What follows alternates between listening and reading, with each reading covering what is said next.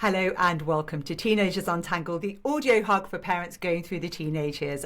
I'm Rachel Richards, journalist, parenting coach, mother of two teenagers and two bonus daughters. Now, you've been asking, and I've listened, your once open, loving, sweet child has disappeared into their room.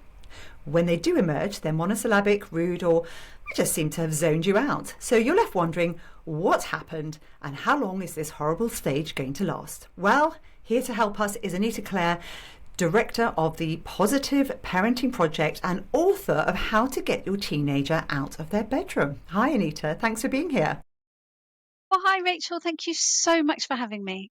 Now, in our discussion, we're going to talk about things that are in your book, which are the 4 key drives that make teenagers behave the way they do, 6 common thinking traps we parents fall into, and how we can save ourselves, why teenagers are obsessed with their phones, building your teenager's self-esteem, getting them to open up, dealing with a gamer, which I think is a really interesting one because I have not managed so far to get somebody to come on and talk about gamers, in spite of the number of people who say they're experts on it, but I think it's a really important one, and also spotting low moods. So there's a lot of material there. Let's see how we get on. But firstly, what made you write this book, Anita?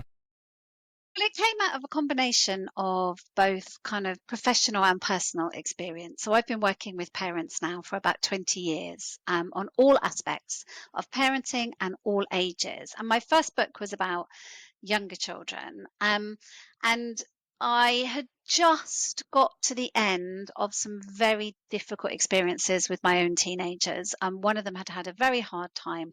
And when I was in the middle of that, I wrote an article for the HuffPost. And it really was a cry from the heart. I wrote it all in one go. You know, sometimes things just come out in one big gush, and I was crying as I wrote it, and it was Wow. very much about how much I missed my son, even though he was still living in my house, and that We've all sense of experienced that. enormous loss that I was feeling, and rejection, and obviously, whether because it was such a genuine kind of moment that I wrote it in, but it sparked so much reaction, so many parents who said it made them cry, that people found my email address and wrote to me to talk about what I'd written, and it just got such a big response.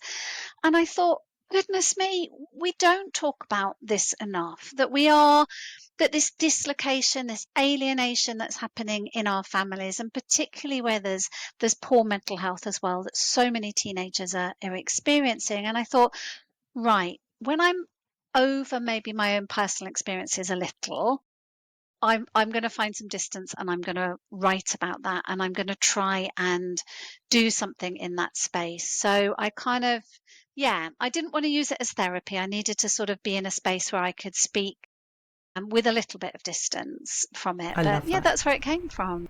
Yeah, and I think so many of my listeners can resonate with that. That I get so many emails about parents saying, "Why is my child pulling away? This is very painful, and it's really hard for us to manage." So we'll talk about how we manage it after we've talked about this development project that teenagers are going through, which is what sort of starts this. And you can, once they shut that door, or you start seeing them pulling away, you know that their brain is going through something rather special. And we often we're not ready for it. We'll go, oh, I'm ready for the teenage years, but we never are we? So there are developmental drives that you talk about, and these are kind of hardwired into our teens. There are 4 key things that are happening. Can you explain what they are? So the overall goal for a teenager is independence. Ultimately, that's what they're trying to achieve. But independence has got a few different elements to it. It's got different things that they need to practice and skills they need to get good at in order to achieve that. So I talk about separation from family, from parents in particular. And it's that need to kind of pull away in order to be able to become independent.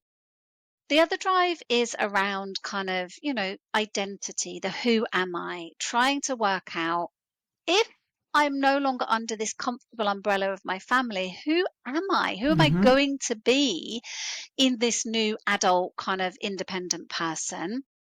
Then there's assimilation. How do I fit in? What's my place in the world with my peer group if I'm, no longer under that family umbrella. And then autonomy, kind of making our own decisions. And what I try to explain to parents is that most teenage behavior, if we really look at it, we can see at least one of those drives in action. Sometimes all four of them, and sometimes it's a bit ping pong. They will lurch from one to the other. So one minute, they'll be trying to separate, and the next minute they're actually finding the outside world a little bit scary, and the assimilation isn't going well, and they're kind of back under your wing wanting a cuddle. And but often when we look at their behavior, that's what we see. And of course, the reason I tried to explain this to parents was that it's easy to fall into the trap of thinking teenagers are doing these things deliberately. And Yes. the idea of a Yes. developmental project is they're not doing this deliberately, in the same way that a toddler does not bounce on its legs to strengthen them out of any kind of intention. They are driven to do that. And our teenagers are driven to flex these four muscles and kind of practice these drives. And as they practice them, they get stronger, they get better at them, and they gain kind of ground towards independence. But it's a circular kind of process where they have to keep doing these things again and again and again to get a little bit better at them. Yes, and I think the general response tends to be that it's about us, and we keep talking about this in the podcast, that it's not about us, because it's very hard not to take it personally. So actually knowing that those four things are going on and being able to sometimes look at it and go, oh, I can see that that's what that thing is, can help us to calm our system and just be able to separate ourselves from the emotions of it. And so when they go into their rooms, you give some really good examples of how those particular things are. They help us understand why are they in their room? They're practicing it, aren't they? They're practicing those things in their drives. Absolutely. So a bedroom is like a little testing ground for, where they can practice all of those drives. And of course, the separation bit is obvious because there's often a closed door. That bedroom door is closed. They're separated off. It's like they've got their teenage only domain, but it's a safety ground because it's inside the home still. So, it enables them to kind of practice these things in a slightly safer context. Then they've got the trying to work out who they are, the identity issues. And that might be through the things they're watching, if they've got any kind of device in there, the posters or the way they've decorated their room, the music they're listening to, they're Trying on playing with clothes. clothes. Exactly. Hairstyles, makeup, whatever it is. I had boys, they often had dumbbells in their rooms as well. So there's all the stuff around identification. And then we've got the assimilation. Clearly, if they've got any kind of device, that they're communicating with friends in there, then there is really trying to work out how they fit in, how they present themselves. And even if they don't, because I'm old enough to have grown up in a time where we didn't have handheld Same. devices in our bedroom, but we still practice those things because we almost like scripted things that we would say about the bands that we liked, or Yes. I'd go through in my head, the clothes that I like, so that I could then go out and present those with my friends. So even if they're not on a device, there's some of that going on. And then just making decisions, having the right to say, nope, this bedroom is going to be the way I want it. And if I want pants on the floor, the pants are on the floor. And, I'm rebelling against the rest of the house, and doing it my way, taking control, and also taking control of their bodies as well in that context. So bedrooms are kind of these places where teenagers get to practice those drives. We know, sadly, they're not always as safe as they used to be now that they often have devices in them, but it's that sense of a little training ground for them. Yes. And I love one of the points you make in the book is that even when kids, they're smelly and they're not actually making an effort, and this is also a way of kind of giving them, they reject their peers or society in order to practice, in order to not be rejected themselves. Yes, and we think of independence quite often as adults. We think, well, if they were independent, they'd be out there, they'd be doing things, they'd be making good decisions. But that's not the way child development works. They can be in their bedrooms practicing things and looking, to all intents and purposes, like they've gone backwards in their development because they're not being responsible or doing the things that we thought they understood they should do. But it is that moment of either rebelling and having somewhere safe, because the world is quite a scary place for a teenager. If Yes. you're constantly on alert for thinking about, do I fit in? Am I acceptable? What are people thinking about me? What are they saying about me? Then that constant level of, anxiety about whether or not you're assimilating, whether or not you're fitting in. One way to deal with that is just to reduce that load and kind of take on some of that work in a private space where you don't feel so vulnerable. It doesn't Yes. mean you're not going to make that leap into the world, but you're practicing it in a slightly different way. Yeah, in a safe space. And I love that this is a really great way of moving on to the idea about how the brain develops, and the fact that the limbic system, which is our emotional center, tends to get all the development first, and then slowly the the thinking part of the brain begins to catch up. But in the meantime, Yeah. we're left with this very emotional brain center that's firing on all cylinders, right? Exactly. And, teenagers on a neurological level, they feel the highs and they feel the lows really intensely. And I think we can forget as adults that, you know, they're not being overly dramatic. That is how they are feeling at that moment. And that's a tough place to be as a teenager when But I you've got think everything. But you said that in the book that actually in MRI scans, the social pain that a teenager will feel with rejection or any of these things would register in an adult brain as physical pain. It's the same level Absolutely. of, yes. Yep. Is that equivalent? So, and it's particularly social threat. So the threat of social exclusion or humiliation or being disrespected, kind of spoken down to, those things, being left out in some way, all of those things are really huge triggers for the teenage brain, more so than younger children, more so than with adults. So not only do they feel the highs and the lows, not only is that limbic system kind of, operating on full gas, it's also got specific triggers around socialization and identity and fitting in, which means that there is no point saying to your teenager, worry what people think about you, because their brain is firing, going, I'm worried, I'm worried, Mm. I'm worried. Yeah, yeah, absolutely. And it's great that you mentioned that, because I know that in David Jager's book 10 to 25, he talks about how, suddenly what they really care about is respect. And that's exactly what you're saying there. And our as parents, we have some really strong thinking traps that we can fall into, which can just catch us out, right? So would you like to go through what those are? I think most parents of teenagers can probably identify these in themselves. And the biggest one for me, certainly on a personal level, is the sort of catastrophic thinking, the sense that we overinterpret some of the stuff that happens and almost in our heads write them off. Maybe they do something ill advised. Maybe they do something that contradicts our values. Mm-hmm. Maybe they're just not stepping up and behaving in a way that we think they should be. They could just be being rude. But from that, we extrapolate and we think, well, that's it. They're always going to be like that. They're this type of person.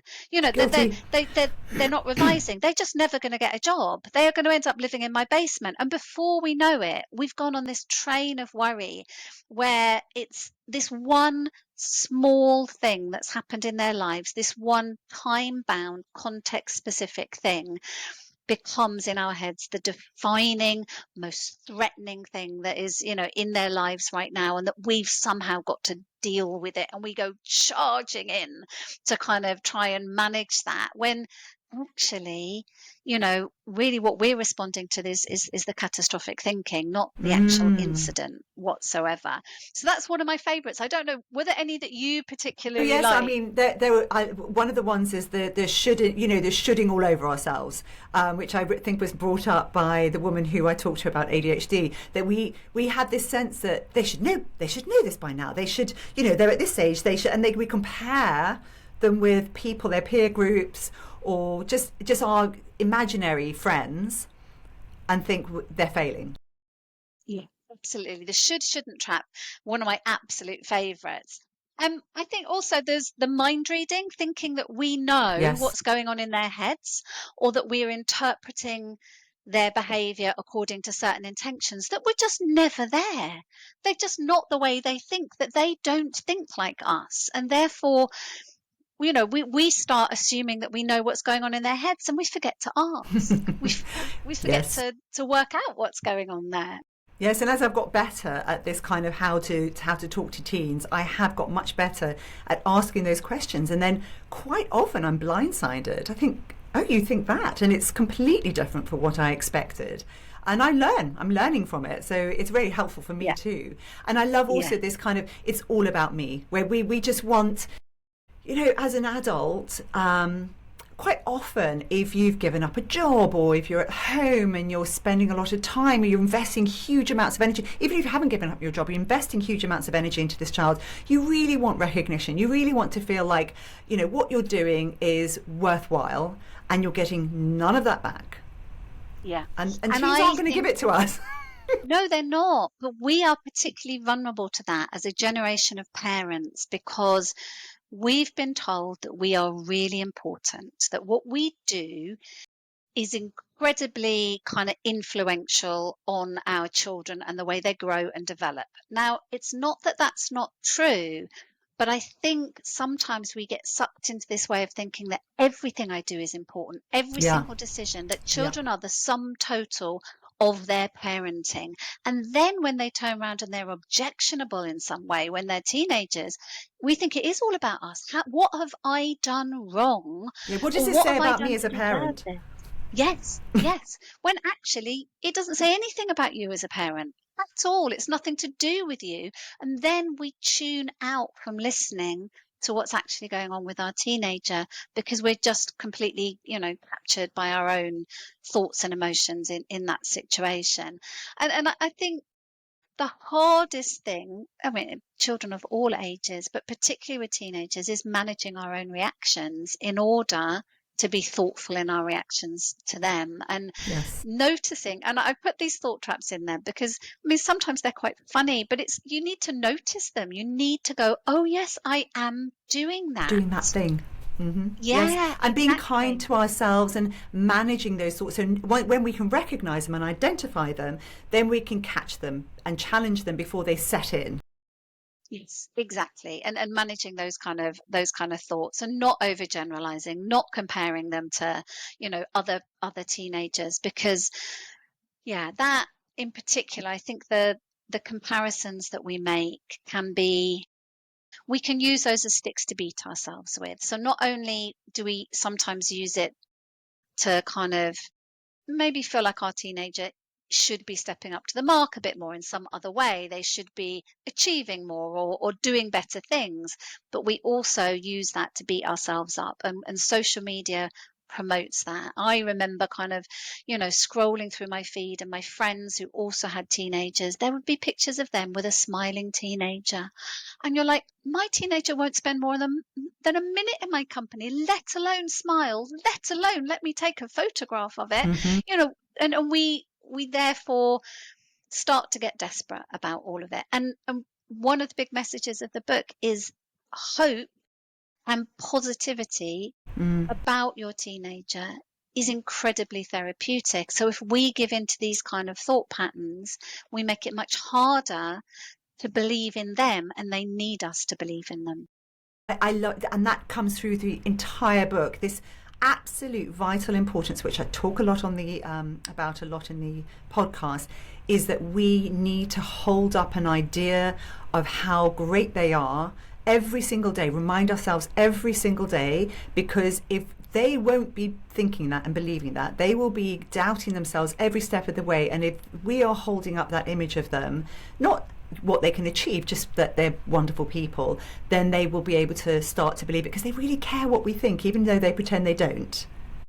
Exactly. And particularly when they're having a hard time, we forget as adults, we've been around the block a lot of times with emotions. We've been disappointed, we've been hurt, we've had hard things happen to us. For teenagers, those things are happening for the first time, those difficult thoughts and difficult feelings and experiences. And one of the simplest things we can do is hold out that hope for them. It won't always be like this. You won't always feel this way, and that in itself sounds so simple, but is so powerful, that little dose of hope, even if they're not having a hard time, if they're not, really able to believe that themselves, knowing that you believe it gives them just something to hold on to. And this sense that they're not broken, because we've been through life, we know a lot of people, and if we're sitting there making them feel like they're broken, they're going to think, well, there's something terribly wrong with me. We need to sort of hold our calm, don't we? Yeah, and another thing you talked about is finding ways that we can hand over responsibility to them, so that there isn't that tussle constantly. And it's just finding the safe ways to do that. That's why I gave my kids the allowance when they hit teens, which they absolutely loved, because it made them feel so much more empowered.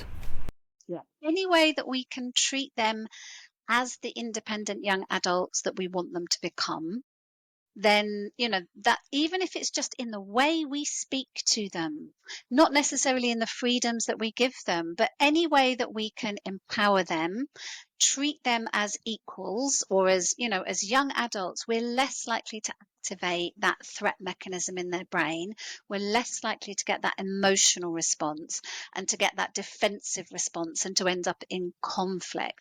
And that might be really simple things like having ways of talking to them that get round conflict. So I taught both my teens, because I'm as reactive as any other parent. Doesn't matter that you know this stuff, whether you're trained in it. I still fly off Sure. the handle if they come in and ask something outrageous. So we came up with this little code word where if they were going to ask me something that I didn't like, that they'd give me a bit of warning about it so that I could manage myself. So they'd come in and they'd say, "Mum, I have a proposal." Oh, I And what love that that. meant was I knew that whatever was going to come next, my instinct would be to say no, but that my pledge to them was if they came to me in that spirit and asked me, that I would stay calm and I would give it good consideration and I wouldn't knee-jerk reaction to it. And then I'd say, "Okay, this isn't a good moment for a proposal right now. Can you give me 5 minutes?" Or, "Okay, yeah, right. Tell me what it is." And I would try to manage my emotions. And by doing that with them, we were trying to model, how do we manage other Love it. people's sensitivities? And I would do the same to them. I'd say to them, "Look, I've got something to talk about with you that you won't necessarily like. Is this a good moment, or shall we do it later?" And most of the time it was, "Shall we do it later?" But at least it's kind of starting to introduce that idea that I'm going to be asking you to manage yourself. And I really think that when we treat teenagers as, as competent, people, and we treat them with respect, they're more likely, shall we say, to respond in kind. I love that. I think that's a really lovely, sophisticated way of sort of making that bridge into that communication. My daughter has perfected the "Mummy, don't get angry with me" before she says something. And by doing that, I just think, why would I get angry? That's you're saying that I'm going to, overreact. And it's so funny because she knows that I take great pride in not overreacting. And so by doing that, she's making sure I'm calm before she says anything. And it works. It works on me. I don't particularly like being accused of maybe overreacting, but whatever works for you in your setting. And I love it because you also, when you're talking about, let's talk about sort of getting them out of the bedroom or getting them to do things, and we don't want to set up this oppositional relationship. And one of the things you mentioned, which I love, and we talk about this as well in terms of just tidying your room and stuff, is just asking ourselves, why does it matter so much to us? If our kid doesn't want to do something, is there a thinking trap in that? And perhaps before we start challenging our kids and saying, "Oh, they're not coming out, they were not coming to grandma's house," or they're not, maybe thinking, well, why is it such a big thing?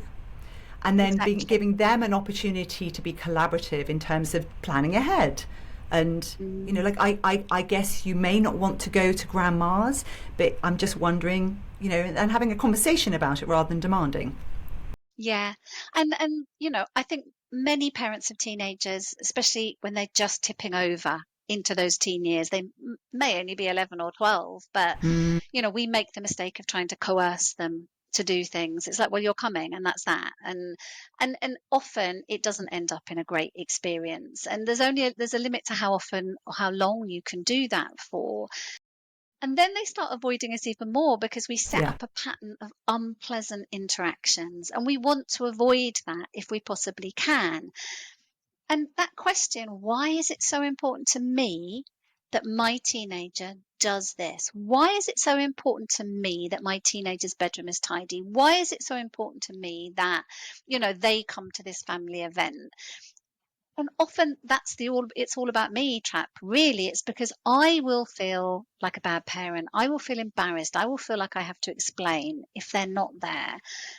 Actually, if there's nothing in that for them, we need to acknowledge that. There's no real, if it's like, well, it's not going to be much fun for them. It's not going to be pleasant. It's not going to be, we can call on their good nature. And I think that often does work well to say, I know this isn't your idea of fun, but it would matter to the people or, your family, etc., that you do this. So have a think about it, but giving them the opportunity to think, to make their own decision and decide for themselves whether they want to do it, as long as we can come up with a compromise. But that collaborative approach for planning, if we can do it with getting them out of their rooms and doing stuff, it works on so many other Yes. things. Once you can establish that pattern with them of joint problem solving, you've got a mechanism for solving lots of the other problems that come along with teenage years as well. And they are far more likely to want to be with you if they feel like being with you makes them feel respected and more grown up. All of that. I love that. Absolutely love that. In your book, and I really recommend people buy it, looks like this. In the book, you actually have some great tips for getting them out of their room, but I'm not going to go into them because they're kind of just like films and, look great, lovely things. But I wanted to sort of dwell on the sort of the undercarriage of all of this. So one of the other things that really bothers parents is teenagers and their phones. And what I love is coming back to those drivers that you talked about at the start, which are so, so important. They can relate directly to why kids are so obsessed with their phones. Could you talk about how those drivers then connect with what's going on in their phones? Why are they so desperate to have that relationship with their phone? I think we often, when we talk about tech and digital devices, we talk about the kind of addictive quality of those in terms of, them being pleasant experiences or, the dopamine effect.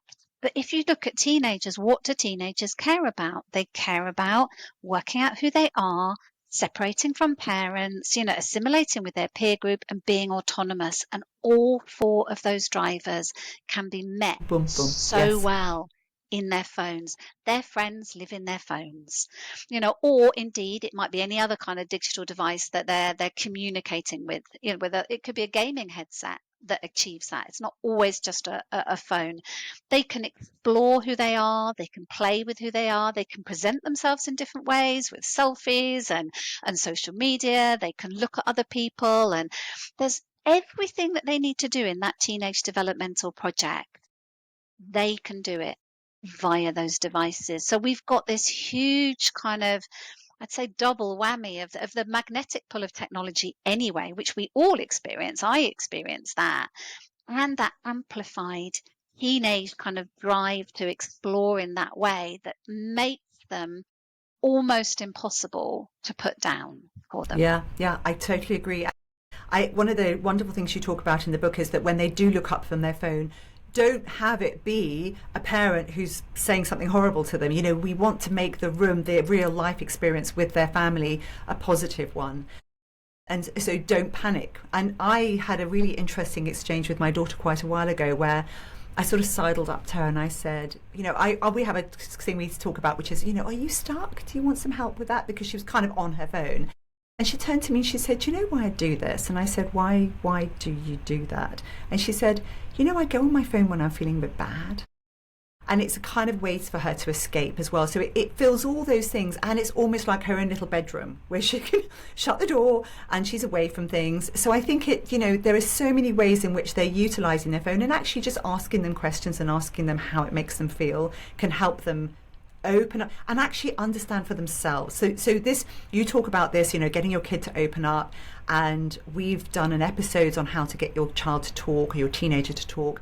And I love, because you've got some real sort of nice steps that people can use, but it's not trying to fix them, not trying to look at something and think, okay, I need to fix, because they can smell fix from a mile off, can't they? Absolutely. And why do we want to get them off their phones? Because we don't think they're good for them. And that may well be true. There's certainly some truth in that, but we're not going to make them feel better or want to come off their phones more if we're having a go at them. If they're already ridden with anxiety about whether or not they are fitting in, and going through all of that doubt that comes with the teenage years, and they're seeking refuge in that online experience, and they come back to the real world, and what they get from us is negativity, or, get off your phone, for goodness sake, why do you care about that? And they feel misunderstood. They're just going to head straight back into that other world where they will. So I think that I talk about unconditional positive regard, that sense that when they see us, when they look up from their phone, what they see is somebody who cares, who's on their side, who isn't criticizing as their first, port of call. That doesn't mean to say we approve of everything they do, but that we're curious about what's going on, that we're empathetic about the fact that, I wonder what is going on with you, if it's this, and we're prepared to kind of stand in their shoes, and that we accept that phones are important to them. That doesn't mean to say we accept that they should be on them 24 hours a day, but we accept that they have an importance to them, rather than denigrating their phones or them for wanting to be on them. And that baseline of kind of respect and curiosity and empathy is, to me, a counterbalance to what's going on in their phones. Is going to make them more happy to spend time with us in the real world, more happy to have conversations with us about what might be going on there. And if we're worried about what's going on their phones, we're going to achieve something far better through that approach than by criticizing them, which will just alienate more. Completely agree. And actually, one breakthrough for me with one of my daughters was one day she was on her phone, we were in the kitchen, and I said to her, I've just suddenly realised, because it's about inspecting our own feelings, isn't it? And I said, I just realised that the reason I find it hard for you to be on your phone is actually that I missed you. And I feel alone when you're in the room and you're on your phone and I'm here. I feel like I'm in a group of friends, like you're all talking and I'm alone. And she totally understood that. It suddenly, I hadn't thought it through before I said that, but I think it really helped both of us to understand why I always insist, we just put your phone away when you're with other people, because it feels really, alienating, doesn't it? Yeah. And I think with teenagers, we can grow relationships with them that have more possibilities and that real ability to connect, if we are prepared to be vulnerable with them, be honest with them, to try and reach out to them in those ways, rather than feeling that we're responsible. And that fix it thing of, wanting to fix them is usually because we think, right, my job is to make sure you turn out all right. Yes. And it's the opposite of being curious about, actually, I don't really know who you are anymore, because you're becoming somebody. You are in an act of becoming right now, in which you don't know who you are and I don't know who you are. And I'm really curious to see who you're going to Absolutely. be, rather than panic about, have I got this right? Are you going in the right direction? And how does this reflect on me? I love that. And I think it's this get to know the person, because one person, when I first started the podcast, said that sometimes we have to mourn the child we thought we would have before we can really look at and love and understand the child that we have. And we just have to lean into, that's our job. Our job is to get to know the child that we have and really love them and help them fly by giving them, some self-respect. And I do want to talk about gaming, because I think you've written some great stuff on gaming. You had a gamer, didn't you? You've got Yeah, so he certainly wasn't as bad as some teens, but that was partly because we did have boundaries, and I was quite strict on those. But I definitely had one who was more prone to getting sucked in and using it as a probably as a way of managing thoughts and feelings, for killing time, for avoiding things, for procrastinating. And, lots of parents will identify with that. But in a social way, there were other people on the games with him. It wasn't that he was completely isolated.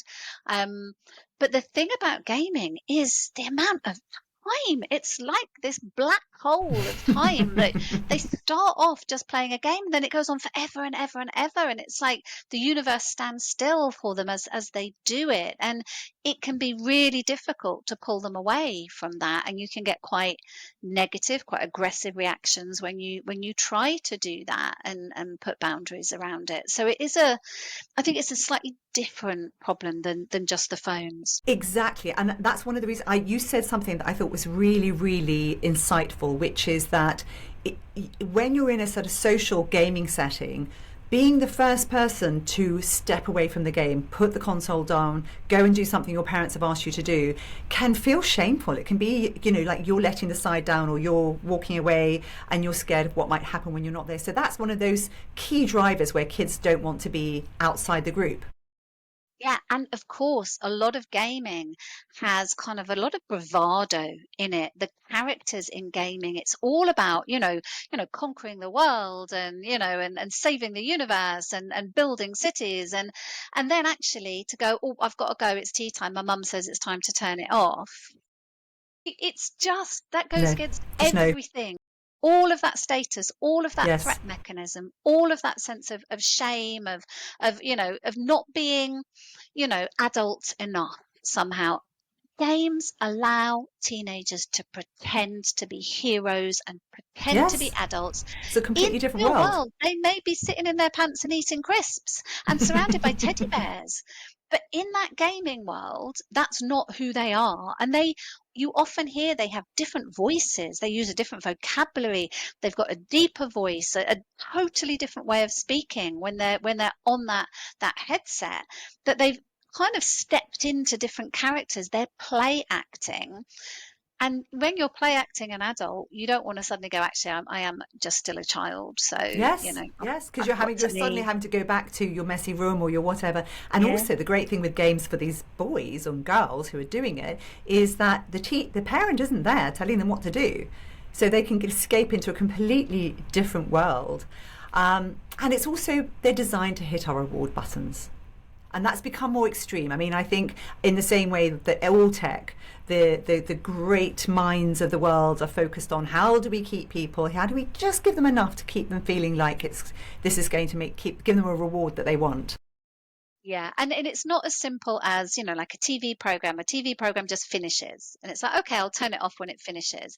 And adults, we sometimes think, well, the game's finished, or you're at the end of this bit of the game, you've got to finish. It's like, no, because at the end of that game, there is this real teaser, this real desire to move on to the next bit of it, because I'm going to lose, my points, my lives, whatever it is, unless I keep going. And that status button of is a big reward for teens, of how well they've done and how good and skilled they got at that. So there's a huge amount going on, playing on their brains and keeping them. Yeah, it's a lot to fight against as a parent, Yeah, it's a lot. And you've got some really great tips in the book of sort of how to structure time around games, how to create a contract so that because contracts are great because in a way they play to that sort of adult responsibility and allowing consequences to do the heavy lifting. And I've seen that time and again where if you actually have consequences in place, then it's not you that's the person to blame, it's the consequences. So it takes away that confrontational role. But again, their amygdala will be really fired up playing games. So don't expect to have a very good reaction when you step in and say, by the way, time to stop, right? Yeah. But equally, brains get good at what we practice. And I think Mm, that's why we can't also just treat teenagers as incompetent, as people who mm, can't do things, yeah, because in the act of practicing doing things, they get better at yeah, it. So 100%. accountability and being held to account for the choices that they make, even if the odds are really stacked against them on the choices, especially if they're neurodiverse. But that they're really stacked against them, but they will get better at making those Yes. choices And if making those they're given the decisions before opportunity. before they're trying to game, before they're in the heat of the moment, having a sit down and saying, okay, here's how many hours per week we think's reasonable. Go for a low number, so you've got some wiggle room. But and then saying, okay, we've agreed to that. Now, how are you going to allocate those hours, or whatever you want to do? But actually, having had that conversation, you're making them responsible, and that Yeah. then hands over that power. I have an analogy for this, which is actually from when I probably was about 5, and I've always had a big thing about biscuits. I love biscuits. It's my real weakness. And I certainly did when I was a kid. And I somehow or other got hold of the packet of biscuits in the house. And I don't think I ate quite all of them, but I ate a lot of them. And my mum sort of turned around and said, well, no, you can have 2 biscuits a day. That's how many you're allowed. Right. And now you've actually eaten this many of them. So that's, you've eaten up all these days' supply already. And I think we can do that a little bit with teens, thinking about this is a healthy amount. Yeah, you made a bit of a mistake. You ended up gaming for 8 hours into the night, but you've kind of used up Yeah. everything that you were going to have for this week. And that's that. That was a choice that you made that you need to stick by. So next time you may decide to do the same thing again, but this will always be the You consequence have the if we're really consequences. sure about balance. Yeah, and I've done the same thing. That's why my allowance works, because my kids, they get a certain amount of money. If they ask me for a loan, it's a no. You have to actually manage your own finances. And, to start with, they would spend all their money immediately, and now they're saving. It's great. And one of the things you talk about is motivation, and that if we nag our kids, what we're doing is we're working harder than our teens. They're not listening to us. Their emotional side of their brain sort of lights up, the front shuts down, and they stop listening. So we need to, and then lying in bed makes your teen feel like they're taking control.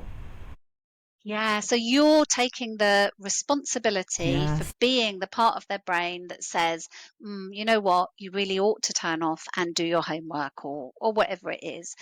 But of course, because they need to separate from us and they need to become autonomous and independent, then that stimulates that drive of, no, I'm not going to do what you say. So we make it less likely that they're going to do the right thing. Whereas if we say, right, this is your choice, this is your decision, this is what will happen, these are the 2 different routes you can go down, then they have to take responsibility for that. And I think that again comes back to, we feel like when our teenagers get things wrong, it reflects badly on us, and we have this tendency therefore to try and stop them getting things wrong, beyond the point at which actually it's far more useful to let life do the heavy lifting, and for them to learn through, oh, I got that wrong, actually I'm now in a slightly uncomfortable position. Maybe next time I'll make a slightly different decision about that. The natural consequences can be positive praise from us or their Mm. friends. There can be negative feedbacks. There's natural consequences. They're late, they get a detention, or they can be consequences that we put in place to nudge them in a direction that you've all agreed to. I love your audit on nagging. The audit on nagging is to look at exchanges with your teen in messages. What do they look like? I love that. I did. The reason I put that in was because I did it myself, and I was so shocked. If Really? if you'd have asked Yes. me, I'd have said, "Oh, I have lots of positive exchanges with my teens," and I just thought, "I'll have a quick look at my phone." And I looked, and all I saw was, "Have you done? Don't forget. Have you done? Don't Oh, forget. Have you done? Don't forget." And there was so much in there that wasn't, and yes. okay, that might be the transactional nature of messaging via phone, but there was not an awful lot that was really positive in there. And then you start thinking, well, actually, during the day, do I do the same thing? When I see them, I come home from work, oh, have you done this? Don't forget. Yeah. And Yeah. then you wonder why they avoid us. And I You know, think you cite some research in the book that you have to have something like, I don't know, 5 good interactions to counterbalance, one bad interaction. Is that right? Something like that. If you're because just to get that sort of sense that they're really valued and you care about them. And And especially given how sensitive they are to criticism and This how, is the one. Yeah. easily they feel attacked. It's just even more important that we want our teenagers to feel that in us, they rest in a safe place where they are positively regarded and loved. Not that we agree with everything they do, but they feel that real sense of being valued by us, because they're in a world in which they're not really sure whether they're valued by other people, and they've got all of those doubts. And positive interactions really help that. If they're not happening, what are we actually doing Yeah. to convey to them that that's how we feel about them?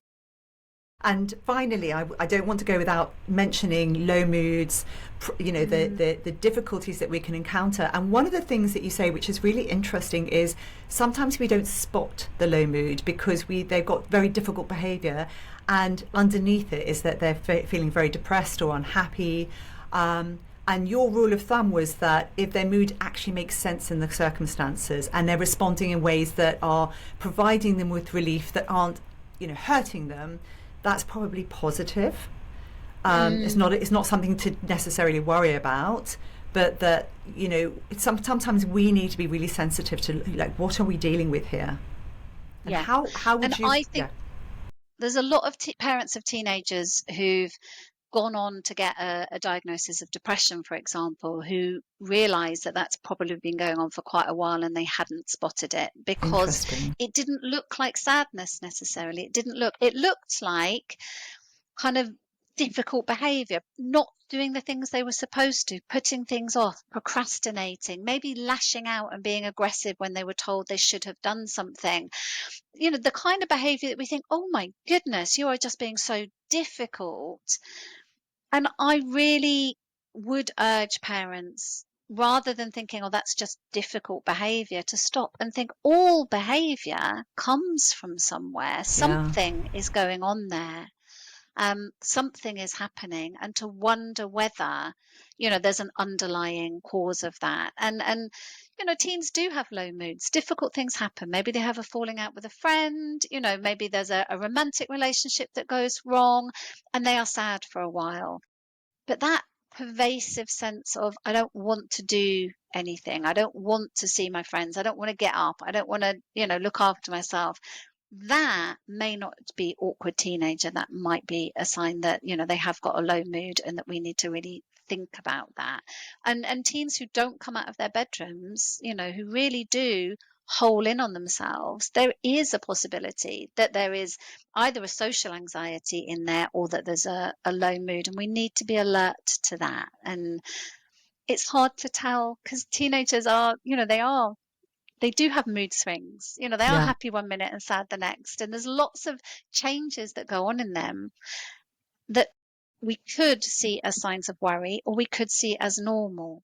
But if you, as a parent, are looking at your child and thinking, this doesn't add up, too much has changed here, suddenly they're not into their schoolwork, or suddenly I've had a call from a teacher and that's never happened before, they've always been so good at that, or suddenly they're no longer, they're not involved in these things that they used to like. That to me is a time to go, okay, there could be something going on there. I think that's fantastic advice. There are so many things in the book that we haven't even covered. It's not even that big a book, but honestly, I love this book. I think it's excellent. So if you would like to read more, please buy the book. You won't regret it, I promise you. Why not help your friends, teachers, even people at work, sending a link to this episode? They'll love you for it. And Anita, where can listeners best find you? So my website is anitacleare.co.uk. I write a blog, an advice blog called Thinking Parenting, and that covers children of all ages. So, do take a look at that, and we send out monthly, no more than monthly kind of roundups of new information. So yeah, come and find me there. Do buy the book. If I could give it to everybody, every single parent of a teenager, I would, Mm, because I think more than anything, I set out to write a book that would feel like somebody understood what you were going through as a mm. parent, and that you got a bit of insight into what your teenager was going through. So even if you think, well, my teenager isn't in their bedroom, very often or whatever. I think there's kind of a lot in there that people will find for it. I agree. I think it's a great book. If you want to message me, you can use the text button on the episode. If you do text, remember, I can't see your number, so I can't answer you back. If you want something where I answer you back, that's teenagersuntangled@gmail.com. My website is www.teenagersuntangled.com, where you can find all of the episode reviews. Sign up to my newsletter. It's a big hug from me, Anita. Thank you very much for being with us. Oh, it's such a pleasure to talk to you, Rachel. Yes, have a great week. Goodbye.